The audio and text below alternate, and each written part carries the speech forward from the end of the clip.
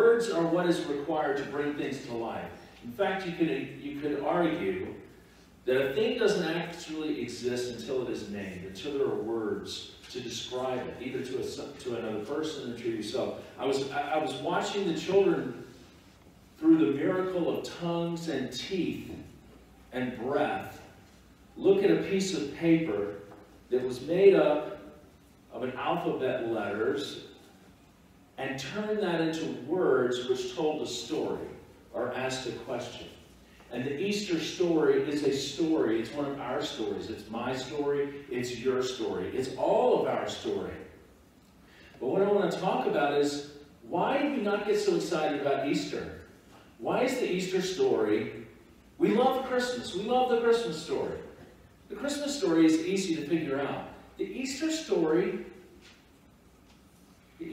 is about an empty tomb, and it's about death. We just don't get as excited about the Easter story, do we?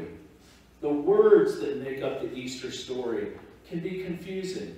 They don't add up. They don't mesh together. They're not choreographed. It's about racing to an empty tomb. The truth of Easter and the real meaning in the story of Easter, I think, may be so simple and so wonderful that we're just not able to believe it. It just doesn't make sense. It has to be more complicated than that. All of us, every one of us, drawn together into one, into God, everyone resurrected. Not just Jesus, all of us. You, your name, every one of us resurrected. That just can't be true, can it? I mean, there has to be some kind of performance. We turned it into a worthiness contest. We turn it into it's all about Jesus, and we look at the empty cross, and it is all about Jesus in a sense, but it's also about each one of you, and it's about me too.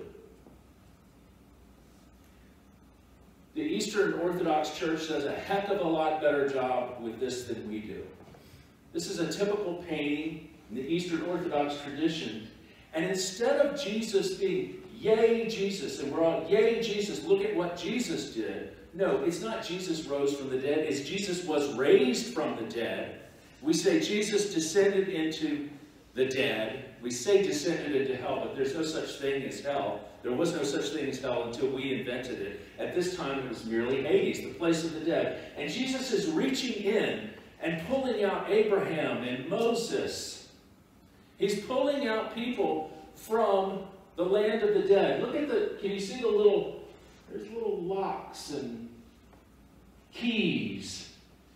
This is Jesus conquering death, which is the message of Easter.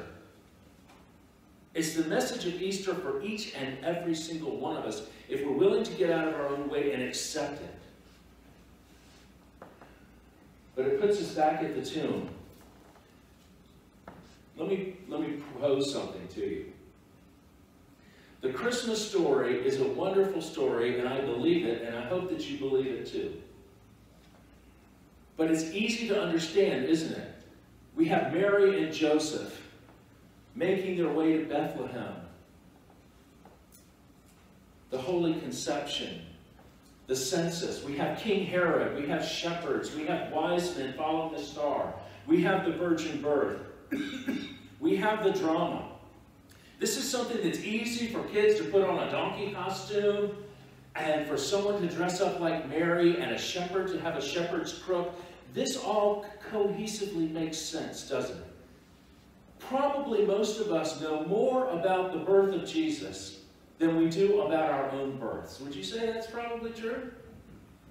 I mean, I know I was born in St. Vincent's Hospital in Jacksonville, Florida. I don't know a heck of a lot more about it than that.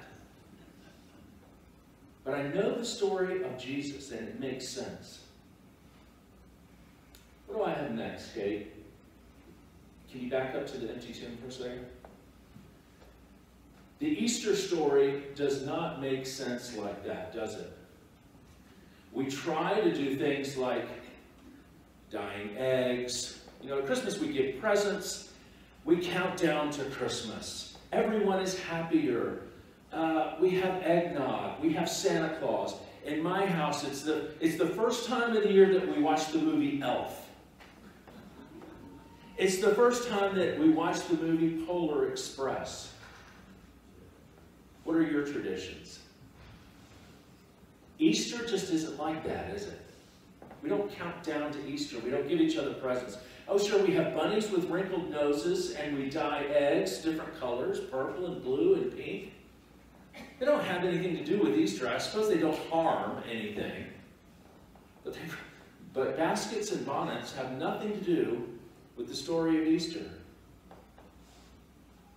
What we have for the story of Easter is, it started in the dark.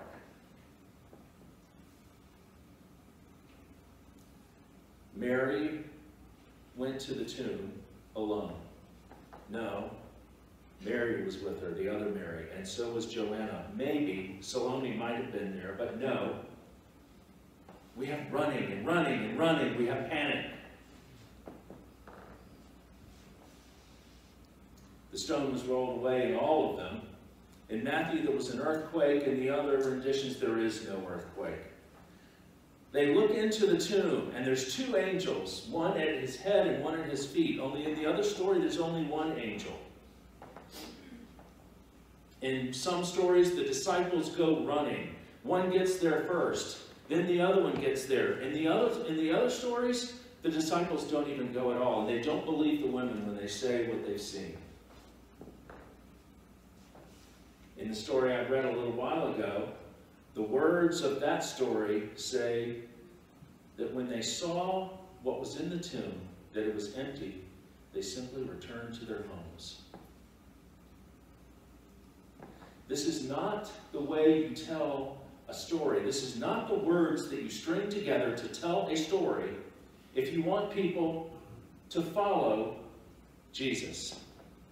It's not the story, it's not the way you choreograph it. This story does not have the ring of drama. It doesn't have the cohesiveness or the collusion that the Christmas story has. But you know what it does have the ring of? Truth. The Easter story has the ring of truth because the Easter story is life the way it actually is, isn't it? Everything isn't perfectly worked out in the Easter story. The wise men don't follow the star, and in 3 days, no. There's panic, there's running, running, running. And then at the end of Mark, which is the earliest gospel, which is probably the best way to describe the reality of what happened, basically, they look in the tomb, they see what's going on, they're told what to do, but they're so freaked out and scared that they just run away and they don't tell anybody. The Christmas story is wonderful. Well, how does it go? Ma in her kerchief and I in my cap had just settled down for a long winter's nap. The Easter story,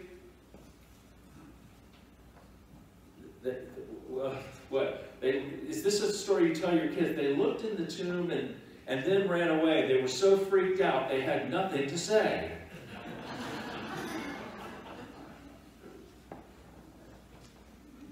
The Easter stories, meaning the words that are strung together, are difficult for us because the magnitude and the implications of them are so great that Jesus told us all the way through the Gospels, this isn't just about me, it's about you.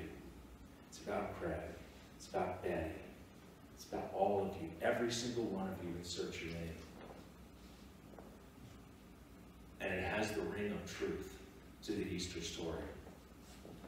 There's another word that's used when I say this is about you and it's about me. Mary presumably is standing, what, 2 feet, 3 feet away from Jesus? He's Rabboni. He's the teacher. She's followed him everywhere. She loves him. And they're eye to eye, and she doesn't even recognize him. She thinks he's a gardener or something. Where have you taken my Lord? You've taken him away. Maybe when she turns her back, there's one word that is used. Mary. And that unlocks the story.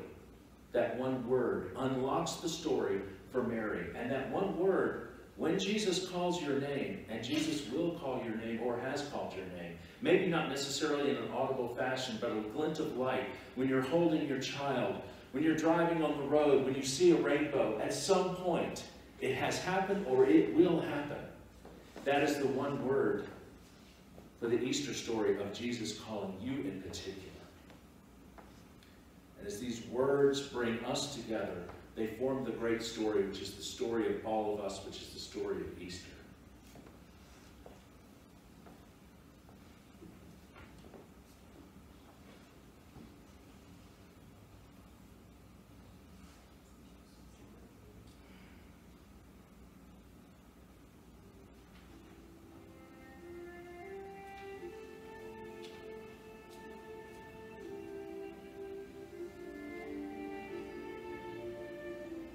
Now nearly all those I loved and did not understand in my youth are dead, even Jesse.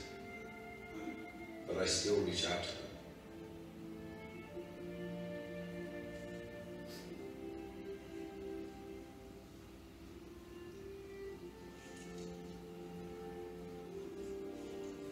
Of course, now I am too old to be much of a fisherman. And now I usually fish the big waters alone, although some friends think I shouldn't.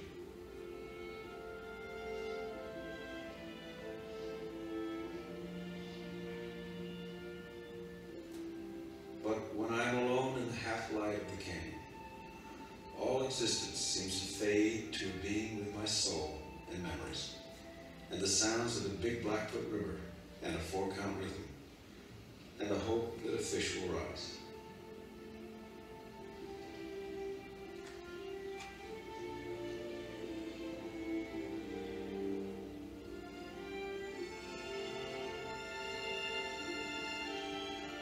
Eventually, all things merge into one,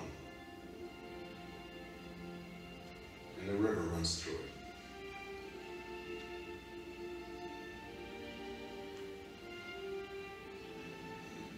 The river was cut by the world's great flood and runs over rocks from the basement of time. On some of the rocks are timeless raindrops. Under the rocks are the words, and some of the words are theirs.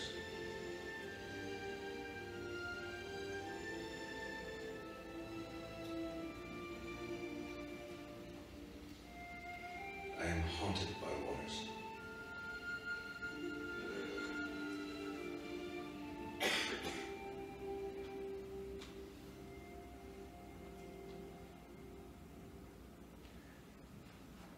To me, this is the message of Easter. In the end, all things merge into one. This is the wonderful news of the incredibly simple yet complex story and meaning of Easter for each one of us. In the end, every one of us is a resurrected human being for whom Jesus has conquered death. How are you going to be a resurrected person in the knowledge of that? If you don't have to fear death because death has been conquered, this is when we can live life freely in love of God and love of neighbor.